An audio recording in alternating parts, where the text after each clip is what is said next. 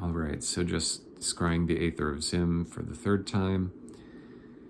And it's like I'm seeing, as with the noontime video, recording rather, or scrying, I'm seeing a sphere, and I'm seeing, it's like a planet where there's vegetation growing up top, very tall trees, and I'm seeing the heart at the very core. And I'm feeling like this. So it's like this light from the divine, which can be thought of as a concentric sphere about this vegetative sphere, is shining light within all around. And the issue with our perception is that we may think, oh, this thing is making me feel this way, and therefore it's not light, but it's all light.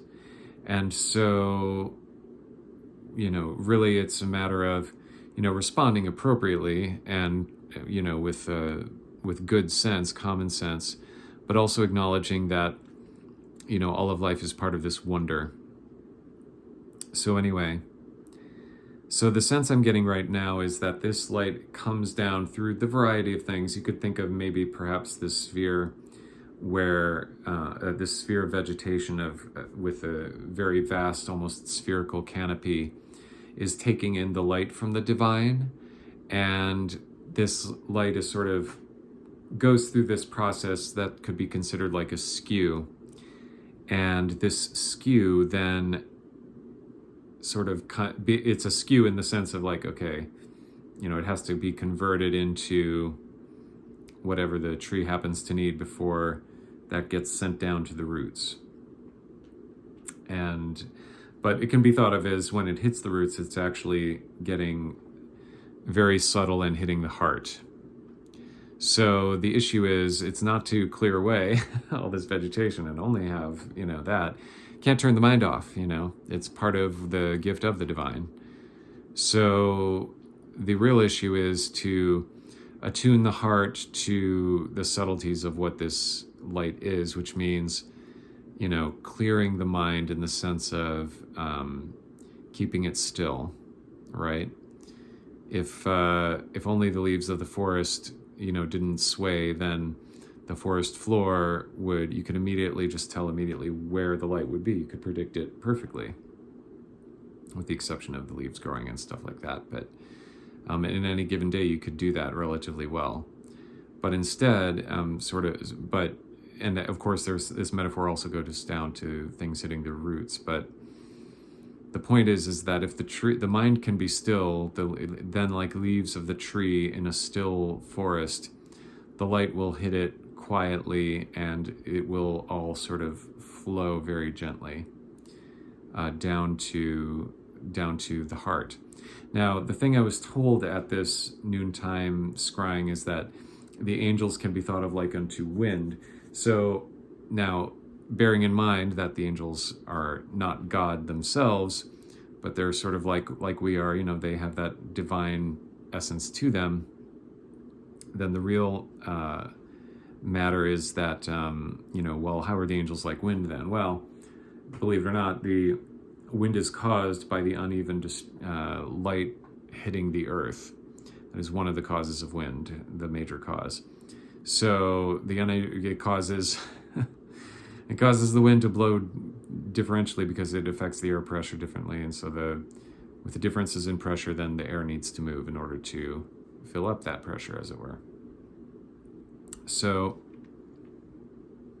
really it all does stem from the light ultimately. Okay. And of course this is very much a simplification. So I'm trying to maintain just what, as a shorthand, I'm calling lightning in a bottle, which is just this direct link, that sort of bypasses most of what we would consider to be the tree of life, or model it that way. Instead of like going down through those upper layers, instead it's just like Adam, Kadmon, boom, right into Tiferet, which it can be thought of as one of the spheres of the heart, and more solar-like consciousness, but it's not quite identical to that. So just thinking about that, then obviously what that would allow for is for God's presence and God's direction to come directly to the heart. So rather than having to go through the mind itself, or for us to have to like very much still the mind, instead it's like we just know, right? There's this intuition, and we just know exactly where to go. So if you think of like that little teeny planet where, right at being at the core of the heart, and we're trying to go this way and that way, then if we just are given a knowing, it's much easier. So then the next question is, how does one do that?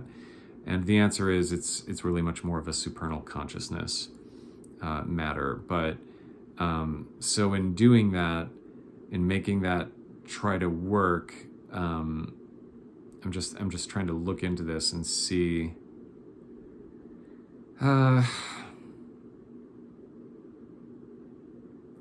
It's partly you're chosen. It's partly God chooses to tell you when.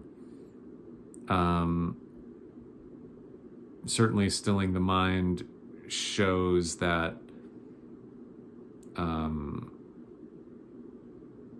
it's sort of I want to be careful here. Stilling the mind preps the heart for what seems to be very much direct messages, let's put it that way, and learning to discriminate. It allows for the advancement of discernment. So in that sense, the heart can be ready, but it doesn't necessarily mean that God is going to give you that insight. It could be. But generally speaking, it seems like supernal consciousness is a way to make this more easily done. But mainly the sense I'm getting is that mainly this is the divine choosing you. But also, there's a certain quality to the heart, a softness to the heart, really, that really is necessary for such to happen.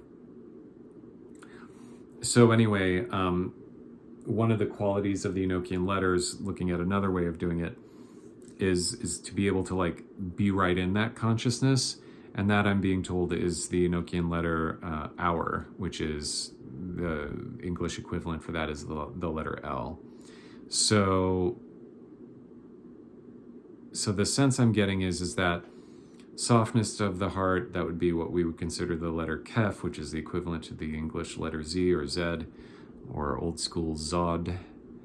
But that allows for the softness of heart. But the quality of the heart, to be able to like get that instant kind of like direction, intuition, that would be ponderable via the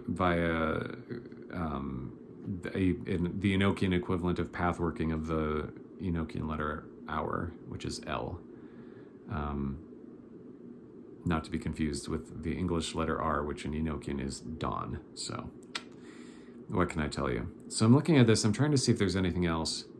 And the angels are saying, no, this is actually plenty, and it's, opening many new doors. So I'm very grateful to the angels, and thus ends the vision.